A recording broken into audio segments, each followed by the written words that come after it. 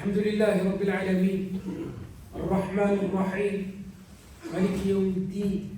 الحمد لله نحمده ونستعينه ونستغفره ونتوب إليه ونعوذ بالله من شرور أنفسنا ومن سيئات أعمالنا. من يهده الله فلا مضل له ومن يضلل فلا هادي له، وأشهد أن لا إله إلا الله وحده لا شريك له، وأشهد أن محمدا عبده ورسوله. سبحان رب السماوات والأرض رب العرش عما يصفون. Gloire au Seigneur des cieux et de la terre, Seigneur du trône, il transcende de ce qu'il décrit. Allah Jalla wa Azza est un Seigneur qui mérite d'être craint, vénéré, imploré, invoqué. Il mérite d'être adoré, unifié et glorifié.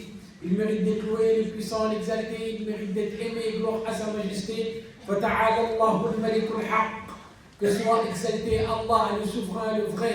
La ilaha illahu. Nulle divinité en dehors de lui. Rabbul Arsh al-Karim, le Seigneur du trône sublime. Allah Jalla Jalaluhu, il est le seul et l'unique, il n'a pas d'associé, ni de compagne, ni de protecteur contre l'humiliation. Il n'a pas engendré, n'a pas été engendré. وأنه تعالى جد ربنا ما اتخذ صاحبة ولا ولدا. En vérité, la grandeur de notre Seigneur est exaltée. Il ne s'est donné ni compagne ni enfant. Allah Jalla Jalaluhu est miséricordieux et très miséricordieux. Et sa miséricorde embrasse toutes choses. Wa rahmati wasi'at kulla shay. Il nous a comblés de ses biens apparents et cachés. Il nous a accordé ce qu'on lui a demandé. Et ces biens sont tellement nombreux qu'on ne peut même pas les calculer ni les dénombrer. Il nous a guidés vers cet islam. Il nous a permis de le mentionner. Il nous a permis de s'incliner devant lui et de se prosterner. Il passe sur beaucoup de nos méfaits. Il efface et pardonne nos péchés. Il nous guide quand nous sommes égarés. Il nous répond quand nous sommes angoissés.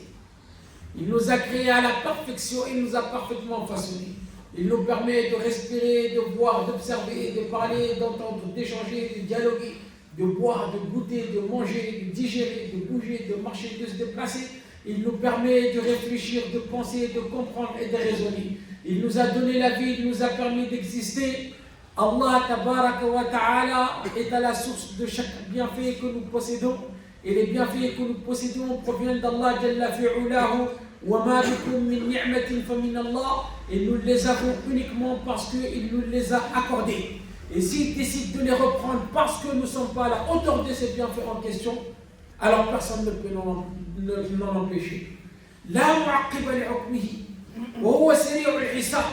Et s'il décide de reprendre ces bienfaits qu'il nous a octroyés parce que nous ne sommes pas à la hauteur de ces bienfaits en question, alors personne ne pourra l'interroger. La yus'alu amma yaf'alu wa hum yus'alun. Il fait ce qu'il veut quand il veut. Il afflige ce qu'il veut à qui il veut. Et il accorde ce qu'il veut à qui il veut, Jalla Jalaluhu. De par sa grâce et sa rahma, si nous sommes reconnaissants envers lui à travers les biens qu'il nous a accordés, il nous augmentera.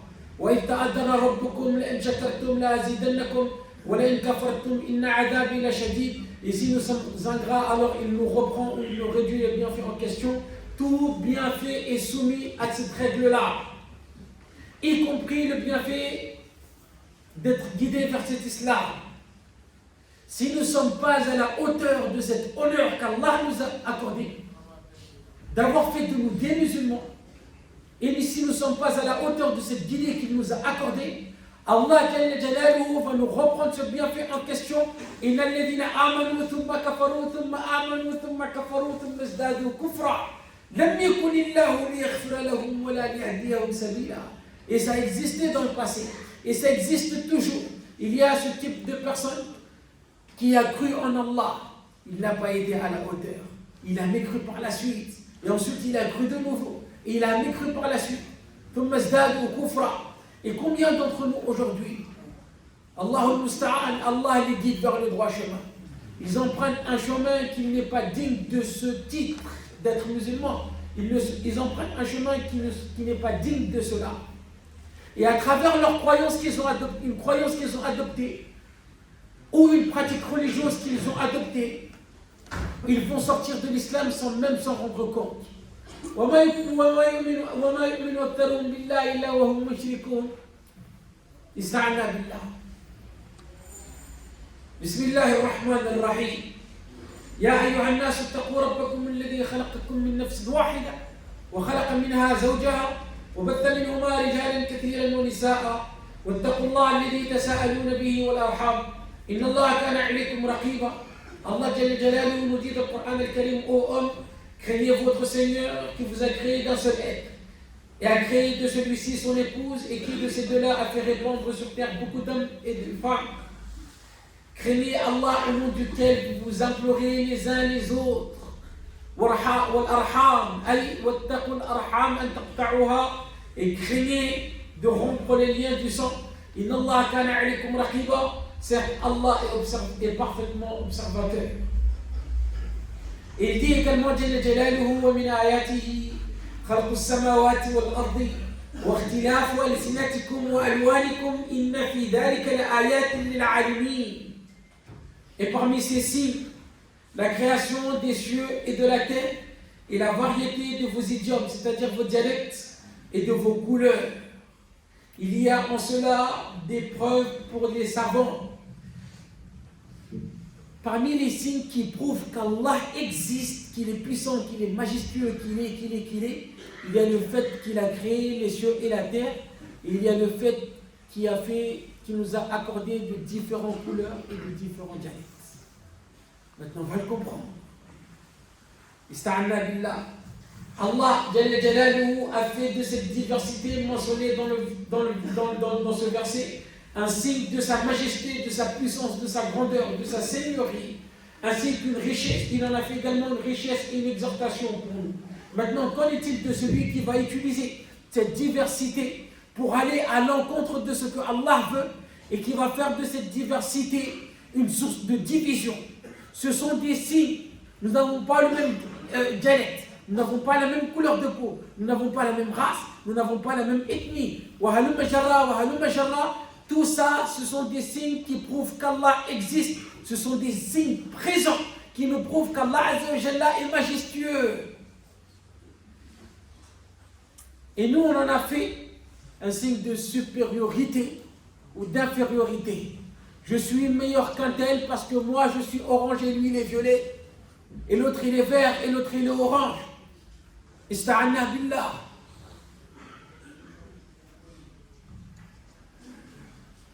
Qu'en est-il de celui qui a fait de cette diversité en question une source de corruption et une source d'injustice, au point de repousser, de dénigrer, de rabaisser, de regarder de haut, de haïr une personne juste parce qu'elle n'a pas la même race que nous, parce qu'elle n'a pas la même couleur de peau que nous, parce qu'elle n'a pas le même dialecte que nous, parce qu'elle n'est pas de la même ethnie que la nôtre. Et juste pour ça, elle subit une injustice phénoménale. Cette personne en question n'a pas choisi sa race, ni son pays, ni son ethnie, ni son dialecte. Je n'ai ni choisi ma couleur de peau, et la personne n'a ni choisi la sienne, et tu n'as ni choisi la tienne.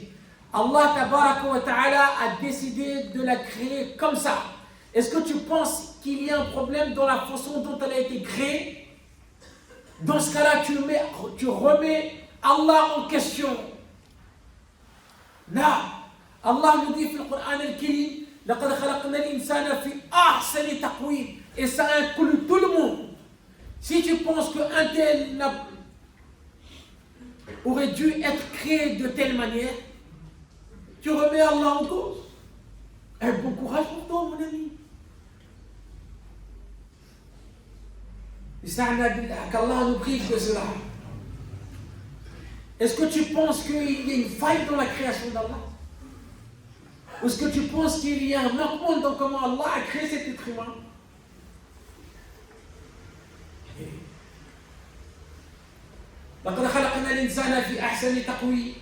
Nous avons créé l'homme dans la forme la plus parfaite. Maintenant, ce racisme qui est présent aujourd'hui à l'échelle de la Ummah, pourquoi elle a une ampleur aussi phénoménale?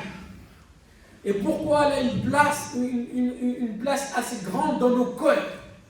Parce que quand on tient ce discours, on pense qu'il s'agit des autres. Que nous ne sommes pas concernés, nous ne sommes pas concernés. On pense que nous, on ne fait pas preuve de racisme parfois. ou tout simplement on n'est pas du tout raciste. Hein? C'est pas aussi simple que cela. Et quand je parle de nous les musulmans en question. Ce racisme en question existera tant que la vie existera sur terre. Non.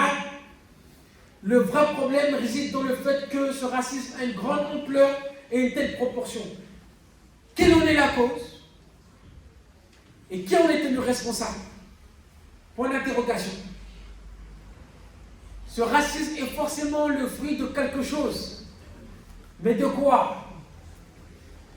Ce qui est sûr et certain, c'est que cet élément en question est un barrage à l'union, à l'entraide, à la richesse, à l'amour, à la bonté, à la fraternité, au bien commun de la communauté tout entière et au bien-être de la communauté tout entière. Ce qui est sûr et certain, c'est que le porteur de ce racisme en question n'est pas à l'abri de son propre mal. Et les gens ne sont pas à l'abri du mal qu'il va causer. Ce qui est sûr et certain, c'est que le porteur de ce racisme en question est atteint d'une maladie du cœur, une maladie grave, et qu'il a besoin d'aide. Il a besoin d'aide. Ista'ana billah. On a ce fanatisme et cette fidélité malsaine. وما أنا إلا من غزية غويت وانتشت غزية أرشدي. هذه جهالة. نعم. وهذه الجهالة منتشرة فينا مع الأسف الشديد. وما أنا إلا من غزية غويت وانتشت غزية أرشدي. Ce fanatisme et cette fidélité malsaine liée à la tribu, au clan, à la nation, à l'ethnie, à la culture, au pays, à la race et à la couleur de peau ont détruit énormément de liens et ont causé énormément de corruption et d'injustice. D'où pourquoi l'islam nous éduque à ne pas être porteurs de ce racisme en question. Ya ayyuhan nas, inna rabbakum wahid, wa inna abakum wahid, kullukum li Adam, wa Adam min turab, laysa li arabiyyin fadlun ala ajamin illa bit taqwa. C'est pas moi qui le dis. C'est le Rasoul alayhi min Allah salam, wa huwa sadiq al-mastour. Il dit ya ayyuhan nas aux gens, inna rabbakum wahid, votre Seigneur est unique, wa inna abakum wahid, votre Père est unique. Kullukum li Adam wa Adam min turab, vous êtes tous d'Adam et Adam a été créé de terre. Inna akramakum 'inda Allah atqakum, le plus noble d'entre vous auprès d'Allah est le plus pieux. Laysa li arabiyyin fadlun ala jamil illa bit taqwa. Un arabe n'est pas supérieur à un non-arabe si ce n'est complété. Il ne s'est pas contenté de ça. Il a pris les gens présents comme témoins. Allah al-ballartu, ai-je transmis? Et il a pris Allah comme témoin. Allahumma fashha. Seigneur, sois-en témoin. Si Allah Jalla fi'ulahu l'avait voulu, il nous aurait tous créés de la même manière. Même taille, même forme, même couleur de peau, même race, même couleur, même dialecte, de manière universelle. Mais il a choisi de faire les choses autrement. Et Allah, il est Ali, et Allah, il est Hakim. Ya ayyuhan nas, inna khalaqnakum min dhikrin wa untha wa ja'alnakum shu'uban wa qaba'ila lita'arafu. نعم إن أكرمكم عند الله أتقاكم إن الله عليم خبير. Ô homme, nous vous avons créé d'un mâle et d'une femelle et nous avons fait de vous des nations et des tribus. Pourquoi? Pour s'entretuer, pour s'entre-déchirer, pour se diviser. Là, Allah dit ta'arafu, pour que vous vous entreconnaissiez. Le plus noble d'entre vous auprès d'Allah est le plus pieux. Inna Allah alimun khabir. Allah est certes omniscient et grand. Il nous enseigne Jalla Jalaluhu à travers ce verset que cette diversité qui aujourd'hui nous divise est une pure richesse et qu'elle doit être une source d'union, une force que nous devons exploiter et ce au profit de tous. Nous sommes de différents pays, de différentes contrées, de différentes origines, de différentes ethnies, de différentes cultures, nous avons différents dialectes et nous avons de différentes couleurs. L'addition de tout cela engendre une beauté extraordinaire. Et ça engendre également une force phénoménale. Nos ennemis ont compris cela. Ils ont compris qu'en dépit de toutes leurs différences, ils ont réussi à être soudés. On ne peut absolument pas avoir le dessus sur eux sans les diviser. Et ils ont mis les choses en place qui vont faire en sorte de réveiller ce mauvais côté en nous qui est lié à ce fanatisme et à cette fidélité malsaine. Non. Et ça a marché. Ça nous a divisés. Ça nous a monté les uns contre les autres. Et l'exemple le plus simple, c'est observe la situation lorsqu'il y a des compétitions. Et tu verras. وبالإشارة اللبيب يفهم وبالإشارة اللبيب يفهم استعنا بالله. L'assemblée du prophète sallallahu alayhi wa sallam était constituée de tout type de personnes d'origine et de tribus et de races différentes.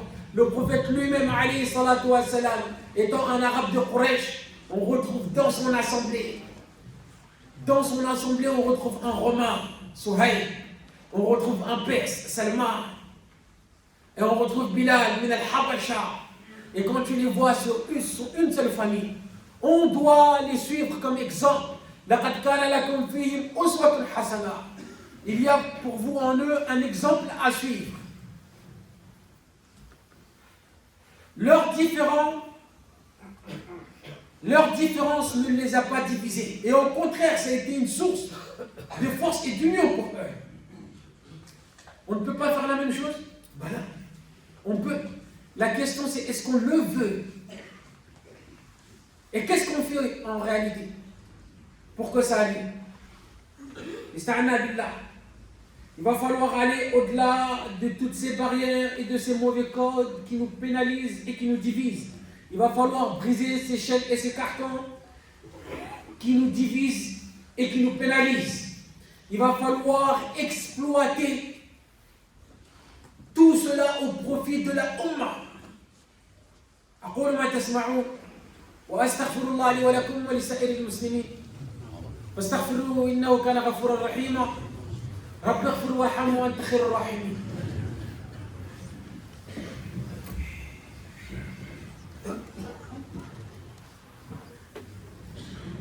الحمد لله رب العالمين وصلى الله على أشرف الأنبياء والمرسلين وعلى آله وصحبه أجمعين ومن تبعهم بإحسان إلى يوم الدين. نعيش إلى أجل مسمى. Et ça c'est connu.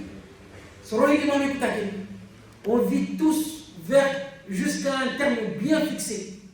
Et avant que ce terme n'arrive, il va falloir que chacun d'entre nous affirme sa servitude envers Allah tabaraka wa ta'ala. Chacun d'entre nous doit faire en sorte d'arriver auprès d'Allah avec le bagage qui est nécessaire pour bénéficier de la rahma d'Allah tabaraka wa ta'ala yawm al-qiyamah. Chacun de nous doit faire en sorte d'être épargné de l'enfer et introduit au paradis. Comment cela peut se réaliser?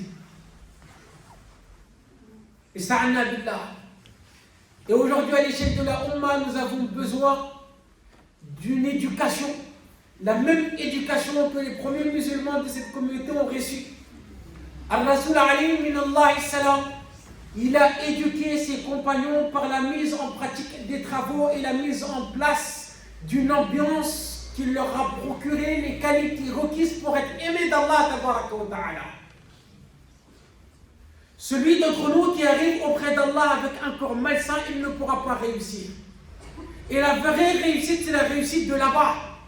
Celui qui échoue fi dunya va échouer fi l'akhirah. Celui qui réussit fi dunya va réussir fi l'akhirah. Et cette réussite se résume à avoir foi en Allah tabaraka wa ta'ala. Pas une foi en cacahuète. On ne parle pas de cette foi qui est donnée et distribuée à tout le monde. On parle de cette foi qui engendre la certitude en Allah.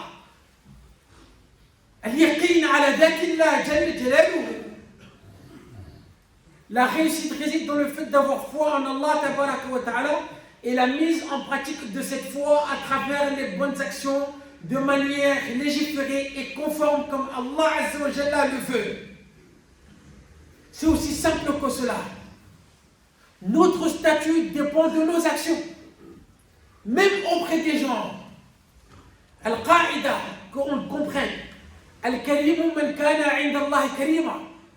Wal-Dalilu man kana inda Allah dalila. Hadihi al-Qaïda.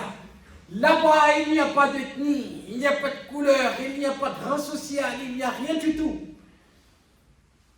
Le noble d'entre nous est celui qui est noble auprès d'Allah, même s'il est rabaissé auprès des gens, même s'il est méconnu du grand public.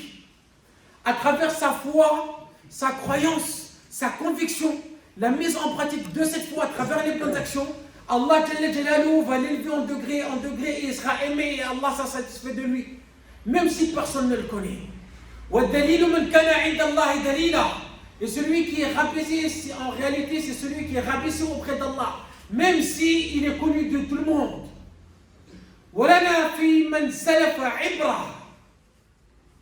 Abu Lahab, il est connu de tous. Il était respecté dans la société. Il était beau. C'était un notable. Et il était fortuné, il était entendu et il était respecté. Des gens. Auprès des gens, il est noble. Auprès d'Allah, il est avili, rabaissé. Quel a été l'effet final? Tabbat yada abi lahab wa tabba. Ma aghna anhu maluhu wa ma kasab. Sayasla naran dhat lahab. وامرأته حمالة الحطب في جيدها حبل من مسد. بلال بن رباح كان عبدا حبشيا يحمل الدلاء ويوقد النار لسيده. Auprès des gens, Bilal était rabaissé. Au début, non, il n'était même pas considéré.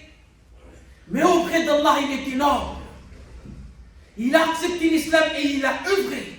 Il a cru en Allah tabaraka wa ta'ala, il a manifesté cette croyance à travers les actions. Allah l'a élevé, il a été satisfait de lui. Allah l'a élevé parmi les gens jusqu'à ce que quand Omar radiallahu anhu le voit, il dit, lui c'est notre maître, c'est Yiduna, que notre maître a affranchi. Il a été élevé jusqu'à ce que le prophète Ali min Allah salam le choisit en toute exclusivité parmi tous les compagnons présents, fi Fath Makkah, à la conquête de la Mecque, et rentre avec lui dans la Kaaba et il ferme la porte tout doucement, tranquillement. Et pourtant, Abu Bakr il est là, Omar ibn Khattab il est là, Uthman ibn Affan il est là, Ali radiallahu anhu il est là, Talha ibn Ubaydillah il est là, Abu Ubaydah ibn Jarrah il est là, Saad ibn Abi Waqas il est là, Abdurrahman ibn Auf il est là. Et eux tous ils sont meilleurs que Bilal. Non, mais là il a été choisi par le prophète Ali min Allah salam. Allah l'a élevé jusqu'à lui donner le privilège de monter au-dessus de la Kaaba et de faire l'adhan. Et Allah l'a élevé jusqu'au point où le prophète lui dit à Bilal, Inni sami'tu dufan alayka fil jannah. J'ai entendu, il n'était pas dans le paradis, le bruit n'était pas dans le paradis. Qu'est-ce qui lui a accordé cela? Est-ce que c'est sa richesse? Et pourtant il était pauvre. Est-ce que c'est sa beauté? Est-ce que c'est son rang social? Abadan. C'est sa foi et ses actions. C'est aussi simple que cela. C'est aussi simple que cela. Al-Karimu man kana inda Allah karima, wa dalilu man kana inda Allah dalila. Et nous on est là.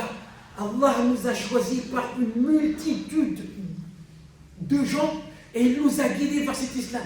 Il y a des gens qui sont en train d'insulter Allah. Il y a des gens qui sont en train de mécroire en Allah. Il y a des gens qui sont en train de se prosterner devant des statues et des pierres qu'ils ont eux-mêmes sculptées ou fabriquées. Il y a des gens qui sont là en train de croire à des mythes que les gens ont inventés. Allah nous a épargnés de tout cela. Et nous, on est là, on dit, je suis dedans, je ne suis pas dedans. Et parfois, on est emporté par des illusions. On pense être alors que nous ne sommes pas. On prétend. Il y a ce que nous prétendons et ce que nous sommes réellement, et la différence entre ce que nous prétendons et ce que nous sommes, c'est ce que nous faisons. Et ça, il faut le comprendre. Celui qui pense que ça y est, c'est acquis, c'est dans la poche. Attention, rendez-vous au commencement. Rendez-vous au commencement. Rendez-vous au commencement. La khadama wa la hashama wa la haras wa la jaha wa la mar. Que toi,